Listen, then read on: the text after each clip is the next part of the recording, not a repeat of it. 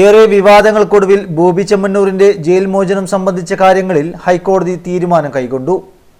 കഴിഞ്ഞ ദിവസം ജാമ്യം ലഭിച്ചിട്ടും ജയിൽ മോചനം സംബന്ധിച്ച ബോണ്ടിൽ ബോബി ചെമ്മണ്ണൂർ ഒപ്പിടാതെ ജയിലിൽ തുടർന്നത് വിവാദമായിരുന്നു.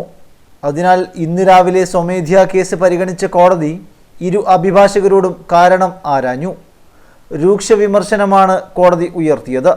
ജാമ്യം അനുവദിച്ചിട്ടും കോടതിയെ വെല്ലുവിളിക്കുകയാണോ എന്ന് കോടതി ചോദിച്ചു.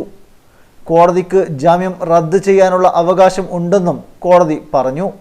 പിന്നീട് ഉച്ചയ്ക്ക് കേസ് പരിഗണിച്ചപ്പോൾ ബോബി ചെമ്മണ്ണൂരിന്റെ അഭിഭാഷകർ കോടതിയിൽ മാപ്പ് അപേക്ഷ നൽകി.